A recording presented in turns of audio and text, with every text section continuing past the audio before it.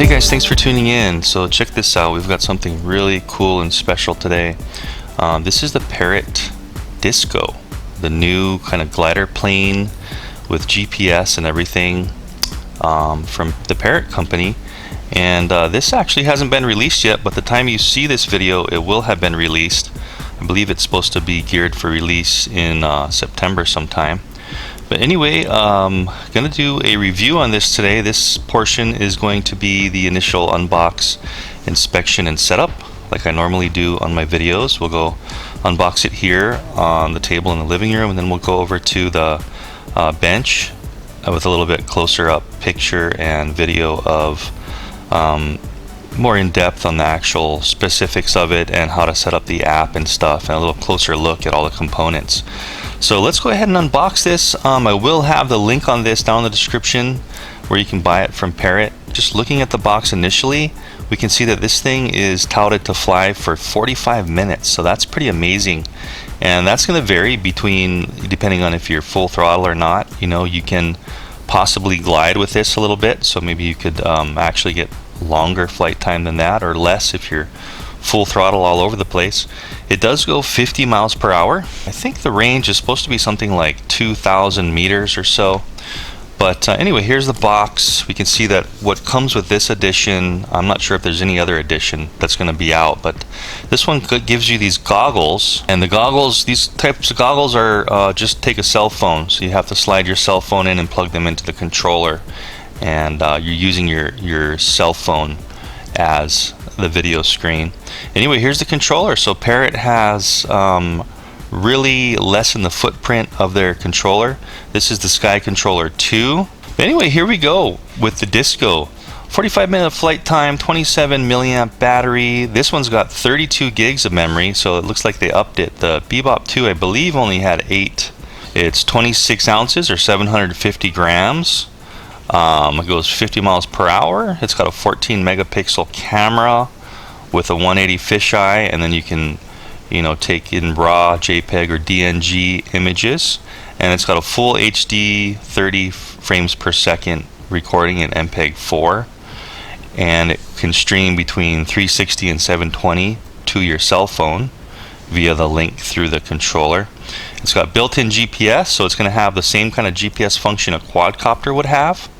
It's going to give you all that telemetry on your video screen, on your phone or your tablet. It also has the ability for you to connect it to your own remote controller. So if you didn't really need this type of control, if you wanted to put your own, say, I don't know, FPV system on it, or use your own controller, you can go ahead and plug in one of your receivers in the ports here.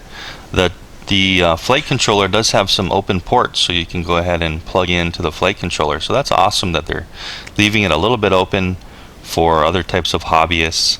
Anyway, here's the back of the box. It just goes a little more, gives you a couple more clear pictures of it. Real easy. You don't have to worry about this thing flying away on you or anything, just like a smart quadcopter, but of course in plane form. And this thing also has like return to home, just like a quadcopter would have. So you hit a button and the thing turns around and comes right back to where it launched off from, and it will do an auto landing, or you can just have it hover above you. It does like a 30-meter circle until it gets a command from you to land. And you can do the same kind of flight plan that the PARROT Bebop had, where you can click waypoints on your screen and you can have this thing fly autonomously wherever you want. So really cool stuff. Without further ado, let's go ahead and open up the box here. It's just got like 3 tabs on the top that we're pulling off, and then the whole top will open up. So right in the top of the box, looks like this is like the phone or tablet holder for the controller. It's got a few pieces of styrofoam padding just to keep it from scratching.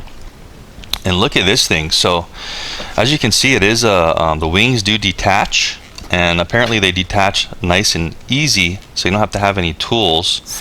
Here's the servos for the wings.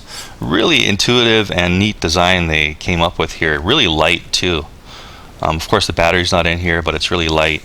But we'll be going over more of this in the bench. Just a quick little sneak peek at the inside. There's the flight controller and that's where you're going to put your battery. And you can see that this thing, it should snap in with some magnets, so I'm just locking it in the front, and I'm just lightly pushing it, and it's using high-powered magnets to just, mini magnets to just lock in that top so it will never come off. So pretty neat. Look at that thing. So this is going to be really fun to get up there in the air and do some long distance FPV flight. Really anxious. See how the propeller is just this hinged propeller, so you can do some coasting in flight apparently. So if you don't want to give it full throttle all the time, go ahead and let off the throttle, and these things supposedly will kind of fold out of the way, and so you can kind of glide. And also that's good for packaging and portability, and you know, when it hits things, these will collapse instead of break. So cool design here. Initial thoughts are pretty awesome with this disco. Anyway, other stuff out of the box. Here is the charger. So it's like this universal charger here.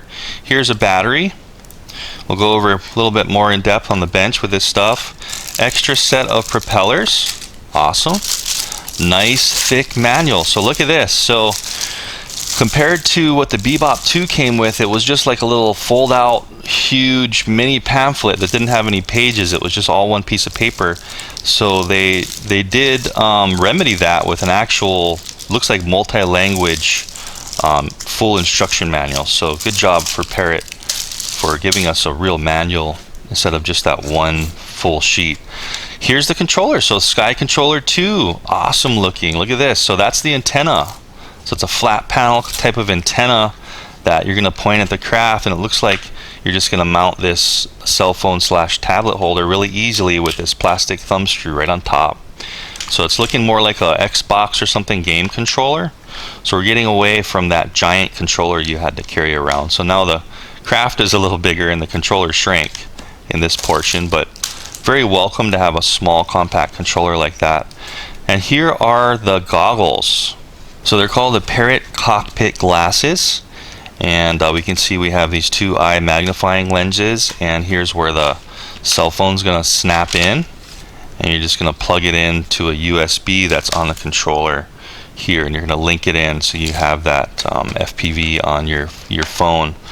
And right off the bat, I'm seeing that this one's got a little door in the front, and this plastic here is clear. So apparently, I think what I read was you hit a button on your controller and you can switch between your view through the disco camera and also the back camera of your phone. So if you don't want to take off your glasses, you can just quickly click that button and it switches to your phone camera, and you can see around you really quickly if you need to do something, and then you can click back into your FPV view of the craft. So that's awesome. So they're really coming up with some great ideas here. Really excited to fly this thing. Anyway, top tier of this cardboard material. Here's a couple more pieces of foam here, and here are the wings. So nice foam, look pretty durable on the wings, and we can see the attachment system they're using is just kind of this this plastic little cover on the edge of the wing that's going to slide into where the servo arms connect, these little notches. And then we can see that we have these carbon fiber tubes and these other little lock-in notches, so we can just slip in, lock in the wings and remove them really easily. So this is awesome. It looks like PARROT has really thought out this one and made it really user-friendly and easy for portability as well. These things are super light. It's just basically foam. So here's the other wing, and it looks like we've got a little box. This is probably going to be our cabling and our adapters, which will open up more at the table.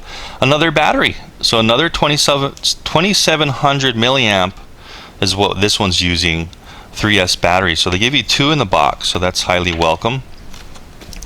I don't remember their quads giving 2. I thought they only give 1. So that's great that they're giving 2 batteries. Nothing else in the box, so that's basically it. You can see that we've got everything here. Let's go ahead and just put the wings on real quick while we've got this big area. I'm not sure if I'm going to be able to do this in front of the camera on the bench. So it looks like it's really simple. We're just locking these in. You can hear the servos are moving here, so we can put them in the position we want.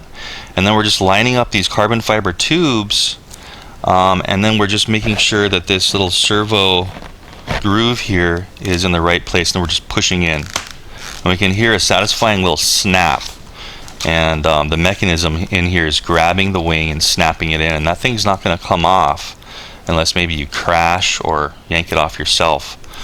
Here's the other wing here. So same thing, we're just lining up the tubes and making sure that this thing is in the proper position before we push in. And a nice little click. And there we go. So look at this thing. This is so awesome. This is going to be so fun. This is really the first fixed wing I've ever had. When I was real small, I did a few just air hogs, little airplanes that were really just toys, but here we go. So this is a really advanced, high-tech, smart craft, and this is going to be fun. So you can see on the bottom, I think these are the panels for the antennas. So we have the two antennas here, and then I almost forgot to mention, here's the sonar sensor and then the optical flow camera to sense the ground and the elevation. So lots of high-tech packed in here. It's basically the same kind of, or even better high-tech technology than the Bebop 2 had. So let's go ahead and get this thing back to the bench. Here's how we pull off the arms. So I'm just basically pulling with some force, sliding straight out. Not the arms, but the wings actually. This is not a quadcopter. And just pulling out. And you see how easy that is to break that down. There's no screwing, no tools needed whatsoever. Even for the battery, it looks like we don't need any tools to open any compartments or anything. So they really thought this thing out and made it really easy to get started and to just put it up in the air and fly, it seems. Let's go ahead and take this back to the bench and put it under the bright lights and really get a good close-up shot of this thing, and go ahead and hook it up and get the cell phone going with the app, and let's explore the app before we fly. In the next video will be our flight test. This is just the unboxing, inspection, and setup. Since this is such an advanced craft, there's going to be a little more we need to show on the screen here, but let's get this back to the bench now and do a little more in-depth. Okay guys, so we got everything, got the disco over here on the bench, and I apologize for not having more room to kind of fit everything in, but I'm kind of limited on bench space here in the studio. But anyway, here's everything we get in the box. Sorry, it looks like a mess, but basically charging plug, some charging peripherals that come in this box here. This is the plug for the batteries, and this is the plug for the controller. And they both use the same charger, so you have to switch out this plug here to charge either the controller or these two batteries it comes with. And then all that's left in the box are just some international adapters here that you're going to be screwing basically right onto the charger here, and then you put this in the wall. And it all comes kind of with this plastic wrap on it to kind of keep it from scraping up. So let me just go ahead and take all this off real quick. Just kind of unwrap this. Wrapping off of here, this protective coating. Definitely good to take that off just for cooling purposes. Everything's going to cool down a little bit more when you take off that protective wrap. So anyway, charger, cables, the two batteries. Now these were the two batteries that it comes with, so that's awesome. It does come with two batteries. A lot of drones and stuff only comes with one, so I'm really happy that these guys include two. And these are 2700 milliamp 11.1 3S batteries, and they're just going to be charged through this 3S balance connector, and then this is the portion that plugs into the plane. Extra set of propeller. These are the collapsible propellers here, so there's two of them here. They did a good job on this manual, you know, way better than the initial PARROT 2 or PARROT manuals. This one you actually get a book, and it's in all these different languages. So controller, and this was also a cable actually that was in the package. This is the cable. This is just basically a USB to micro USB cable, and this connects to your phone and or the goggles. So the phone's going to go in your goggles, and so you're going to connect that up. But let's just take a look at the controller real fast. So very reminiscent of an Xbox style controller. We've got triggers here on both ends. We do have rollers here as well. So this is kind of a a roller that kind of snaps back, and then this one actually just keeps rolling and rolling and rolling.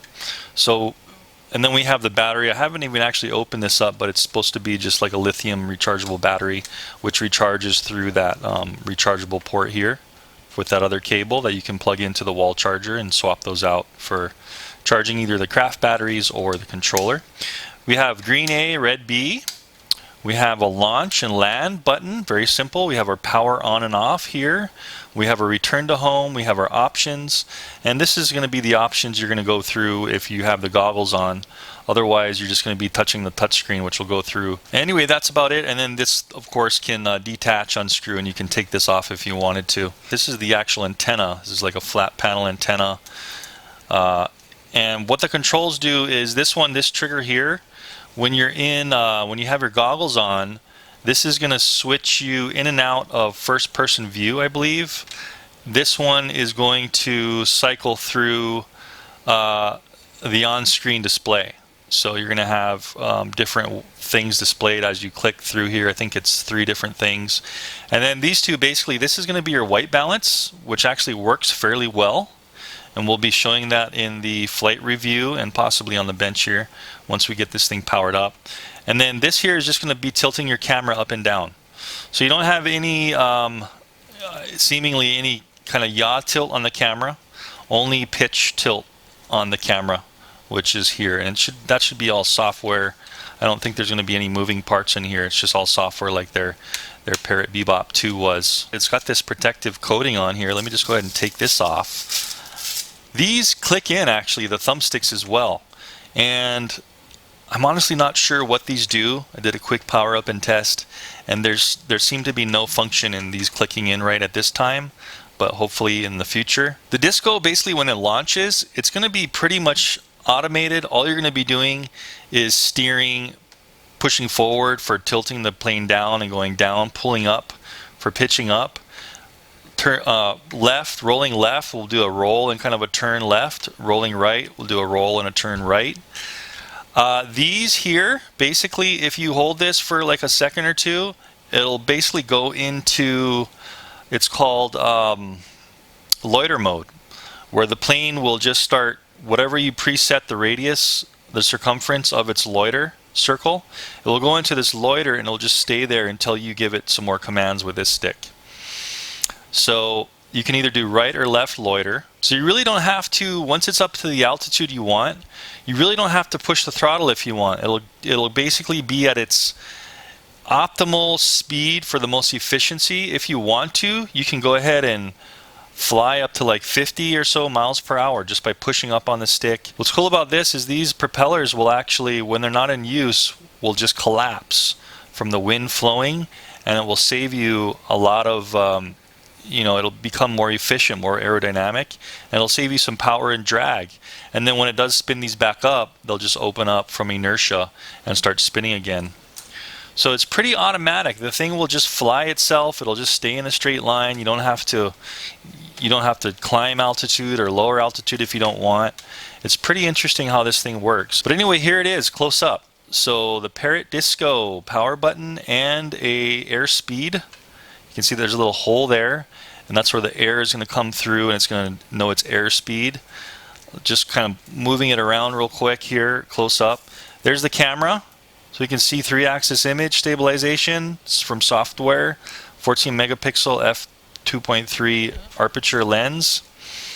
And here it is, the side of it here, we can see where those carbon fiber rods, and then these little guys are just basically the tension clicks. When you push the wings in, they're going to clip in there for some tension. Here's the servos. So these are for your flaps, and so when you're putting on the wings, like we showed you in the living room, you're just making sure you line these up and snapping into those. Here it is. So here's the motor and the propellers just screwed into the back here. There's our brushless motor, high efficiency, and there's our propeller. I'm not really sure what the specs are on the motor, but you can always go to Parrot's site and check that out if you wanted to. Anyway, same thing on the other side, and really simple, nice aerodynamic design. And this is really cool. So the top cover, really easily, you just stick your finger in here, and it's just held down by magnets. So you can really easily just pull it up. This is really light, and you can see 4 magnets on the corners there holding the top cover in. And then this opens us up to the flight controller. And so this is the brain of the unit, and also this is where you're going to slap in your battery. So this is called the PARROT Chuck. So it's pretty interesting, and you can see when I turn it here, you can see that it's got kind of this clear, glossy writing here on the flight controller, and it's telling you everything it is. You know, GPS, gyroscope, autopilot, accelerometer, magnetometer, altimeter, pitot tube. I think that's what that says. Optical flow camera. That would be on the bottom of the craft. Actually, I forgot to show you guys that. So you got optical flow, and also there's your sonic sensor as well. So there's the camera, and then there's the sonic sensor on the bottom, just in this open area on the bottom here. Oh yeah, and then these are, I believe these are the antennas. So these are going to be the patch antennas for, you know, receiving and transmitting the radio and FPV signal. And this is where they're hooking in here to the flight controller. They just kind of drop down inside here, and they're going to connect. There's our little other side of the magnets for our top cover to connect. This is where the battery plugs in, and then you've got two USB slots. I believe the one on the left is for reading the memory, and I think the one on the right was for their programming at the factory. And I think actually that's where you're gonna input your own receiver. If you go ahead and stick your receiver in here somewhere, that's gonna be the input, and then these are just output channels. And as we can see, only two are being used for the left and right flaps. Anyway, that's it for that. Let's just go ahead and put in a battery real quick and boot this thing up, and I'll show you, you know, the controls and some of the on-screen functions in the user interface. So we're just basically popping this battery in, and it kind of goes in nice and tight, and it's kind of notched and just sits in there with the balance connector. It has its own little cutout here, so that's not going to scrape on anything. And then we have a little finger release here, so you can pull your thumb in there and open that up when you need to take out the battery. Then you just basically plug this in right here. It's just an XT60 connector. Plug it in nice and tight. Put your top cover on. So this is cool. I like how this push it in the front, and the whole thing just basically snaps in. Really simple. So anyway, that's the Disco. Pretty simple, pretty, you know, aerodynamic. And here's the goggles. So this is going to be the last thing in the package. I'm just going to go ahead and take off this protective plastic they have all over these goggles here. The cool thing about these goggles is this front area is clear. I may have mentioned that in the living room unboxing. But the front area here you can see is clear. It's just kind of tinted but clear. Your cell phone camera is actually going to be popping out of this box here, and so you'll be able to switch between your cell phone camera and also the Disco camera if you wanted those different views.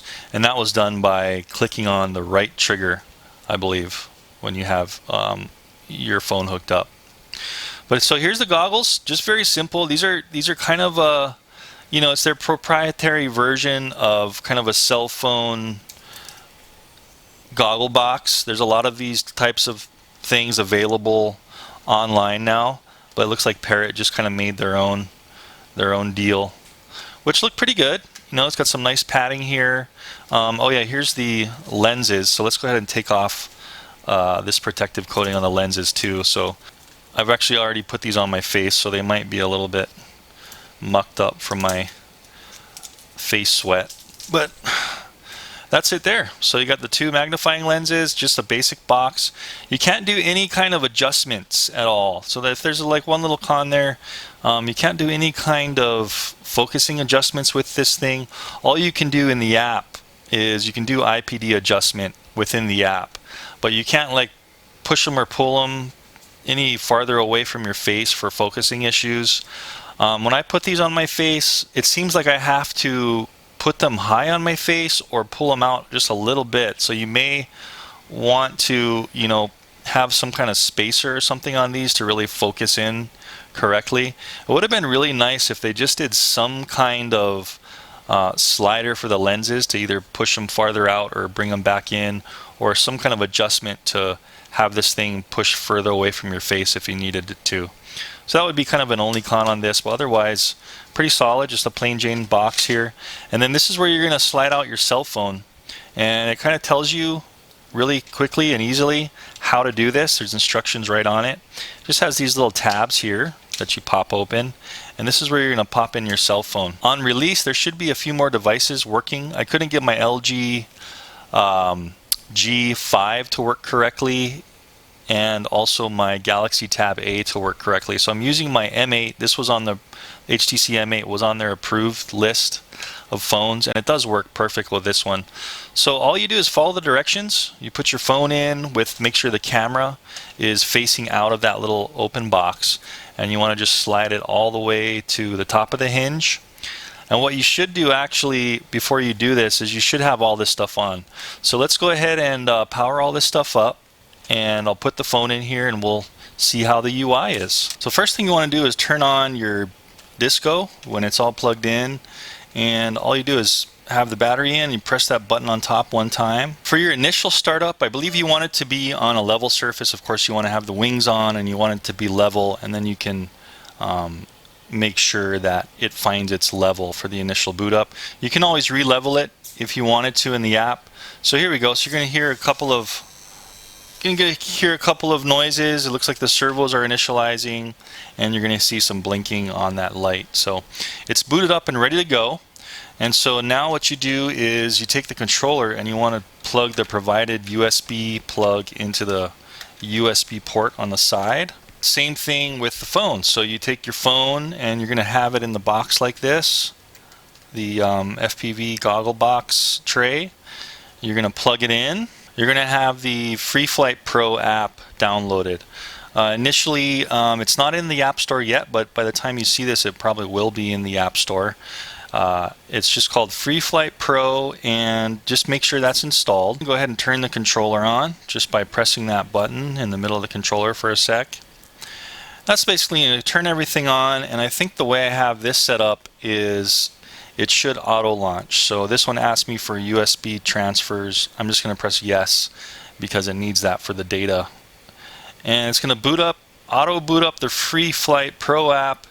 If it doesn't auto boot up, you just launch it. And so there we go. So immediately we're in the FreeFlight Pro main interface.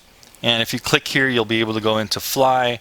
You can go into some options and stuff here by pressing this thing. There's also flight plan. You can do the same kind of flight plan as you can do with the Bebops, where you can draw on the Google Maps background and you can do pre-automated flights. You can check for updates and stuff here. Okay, so when we're in this interface, all we need to do is then just click on the fly and film. And there we go. So it pulls us right into the disco camera. We can see that we're seeing what the camera on the disco is seeing, and this is kind of what we can expect. You know, a little bit of lag here. It's also stabilizing digitally the camera. So, you know, because of that stabilization, you're also going to get a little bit of lag, but look how clear that is. It's a really nice and clear high definition picture streaming there. This also records in, I believe, 1080p, 30 frames per second. So that'll be nice and clear. But here's our user interface. Now this is not the FPV goggle interface. This would be like the interface if you just want to attach your phone just right here to the, you know, the controller attachment on just the controller and look at your phone that way. It's also big enough. If we push this button, we can expand this over here to fit a tablet. The tablet I used is not supported right now, the Galaxy Tab A. Hopefully they'll support that pretty soon. But that's what you can expect for the picture on your phone. And let's just go through the interface really quick while we have this up. So you're going to have a few different icons here. So over here you can see the back arrow, so that just takes us back out. We click on the fly and film, it brings us back in. We can see that we can either use our controlling mode here on the controller, or if we want to use just tablet mode, we can use these controls on the screen, kind of the user interface controls, just like the PARROT Bebop was, if we wanted to. I believe this is also compatible with the Sky Controller 1. So if you wanted to have that, you know, FPV goggle and tablet capability, I think the Sky Controller 1 is the only one that's going to be able to do that. Unfortunately, the Sky Controller 2 only has this one output seemingly to one device. What I really liked about the Sky Controller 1 is that you could do this And you could also plug into an HDMI out on the Sky Controller 1 and use your standard like Fat Sharks or Headplay goggles through and view through that HDMI output. But unfortunately on the Sky Controller 2, you're only locked into one display using this USB cable. So maybe a little bit of con for some people, not too bad, but you know, that was nice having that option.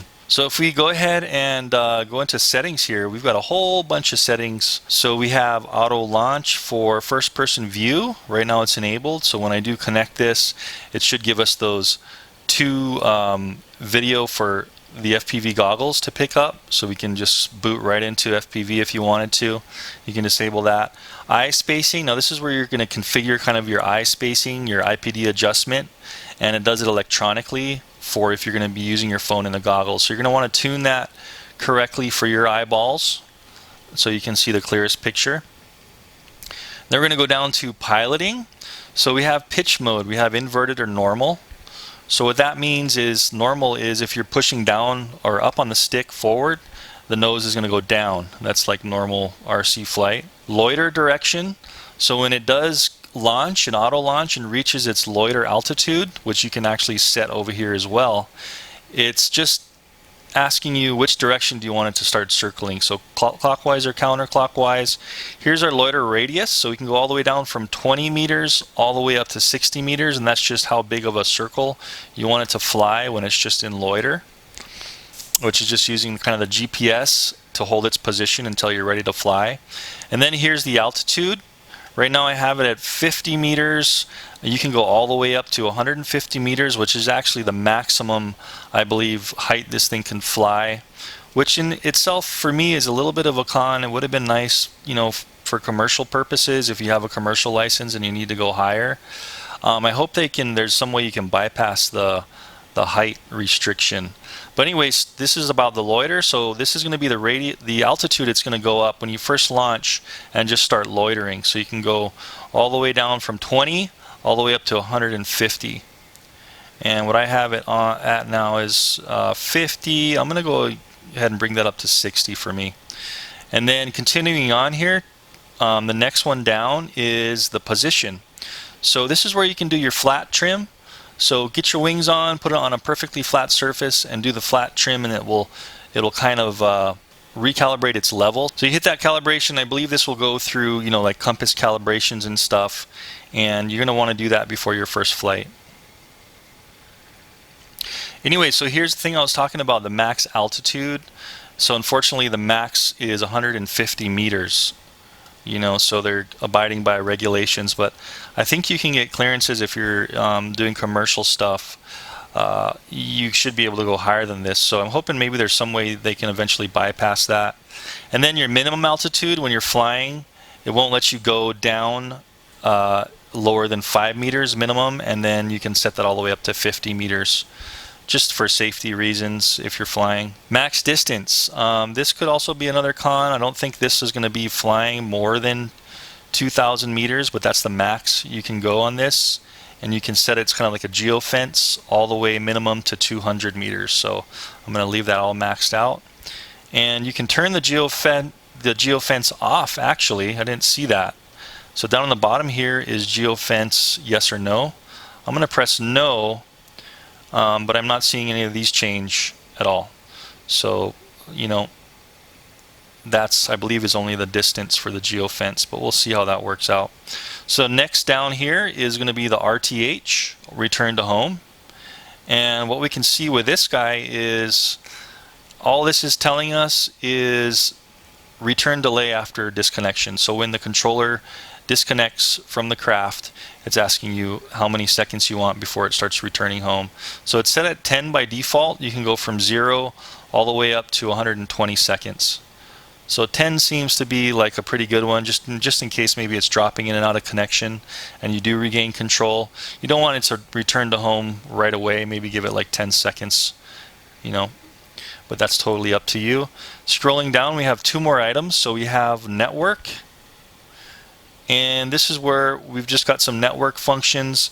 This is basically all pre-configured, and I have just kind of left it all pre-configured. It basically scans the network and finds the best channel for it. You can also manually configure this if you wanted to, or if you know how to do it. I'm not going to touch any of this. It seems to be pretty good at the area you're around with the interference to go ahead and lock on to its own channel automatically for the interference that's around your area. So I'm not going to be touching that. Then the last one down here is just information, tells you the software version. This is 10.3 installed. Hardware version, I have HW04. And the free flight software version at this time is 4.1.1. It has not been released to the Android market yet because this Disco is not released yet, but that's everything for the for the settings and options there. You have a couple of other options up here. This is going to be in or out of, if you want to physically just press on the screen, that's going to be your loiter there, and this will actually turn green when you do go into loiter. Those arrows should turn green. That's for snapping pictures, taking video. It will start taking video once you launch, so we don't have to mess with that. If you don't want it to take video, you just stop the recording once it launches. This is going to be kind of your radar. So you're going to have you're going to see the craft in your radar, kind of just like the Bebop 1 and 2. You're going to have this radar here, and then you're going to see like a triangle of where your controller's facing and your controller best signal kind of piece of the pie here, and then you're going to see your drone within that whole circle, and so you want to be pointing the controller towards the drone, so that's pretty neat. And then over here is just basically your map. So you're going to see your drone. If you wanted to use Google Maps to fly, you can do that as well. You can switch between the map or just regular camera view. Then on the bottom here, we can see that we have a few different things. We have our speed, meters per second, then we have our altitude in meters, we have our distance from us in meters. Then we have the sky controller power. Right now it's at 42%. It's showing this little reticle here is orange, so it doesn't look like it has good GPS. There's our signal to the drone, this little Wi-Fi signal. Then over here we have the craft. There's a little disco icon with a percentage of the battery power on the craft. And then over here we have, this is green, so we know that the craft is locked into GPS. And then this is where we're going to hit for our FPV goggles. So if you do go ahead and want to fly with the goggles and you put this all together, this is going to be your dual stereo vision screen for the goggles. So the magnifying lenses within the goggles are basically going to show it as one screen. And that's what I was trying to get at in the beginning, was to set this up as for the goggles. You put this phone in here, you turn everything on, and then you see this line, you match it up to the line here on the goggle tray. You push this all the way up, and then all you're doing is closing this door down. And you're going to want to make sure that the phone is, as flat as possible. And these things just click in and lock. Then all you're doing is sliding this whole thing into the goggles here. So a little bit tricky. Just let me flip this around, and then you're just basically pushing this in to the goggles. It can only go in one way, and then here we can see the phone camera sticking out the front. And basically this is the goggles. Probably not going to be able to see it in the camera here, but it's going to look just like one, just normal. Oh, we can kind of see it here. There we go. So you're able to see it's showing us, this is going to be the first person view. It's saying it's not recording. That little red sign there will actually go off when you launch and the video is recording. I know it's kind of hard for this thing to focus, but we can see some useful information. The battery power, the controller power on that side, and on the other side we can see that we've got a GPS lock, and we can see our telemetry, how far away it is, how high it is, and how fast it's going. So anyway, that's kind of it for the goggle view there. You can see that it's it's a little bit, takes a little bit of some work to hook this up and get it working with the goggles, but it's kind of a cheaper and pretty good way of doing it, to utilize your own phone. You don't have to have a separate screen or anything. I do still kind of wish that they would have allowed like an HDMI out for people that wanted to use their own high definition goggles. That would have been pretty nice. So anyway, guys, I think that pretty much covers the basics on everything, on just, initial unbox, inspection, and setup of everything. Went through all the controls, made sure that everything was working. So in the next video, which I'll have pop up here when that's done, I'll have a card pop up there, and I'll also have the link in the description. When that flight test, I'm going to do a thorough flight test on this Parrot Disco, and I'm really looking forward to this. This is going to be lots of fun. This thing supposedly can fly for 45 minutes or more, and it can go 2.5 kilometers, maybe more, maybe less, depending on which area you're in. It's probably going to depend on, if you're in a residential with interference or in the country for sure, and of course your line of sight as well. But in that next video, we're going to go ahead and do our in-depth flight test on this. So anyways, I hope you guys liked the review. Don't forget, I'll have the link on this down in the description of where you can check out the Parrot website and what this is all about. And don't miss that flight test. They'll be coming up pretty soon. Thanks for watching, and I'll see you guys in the next video.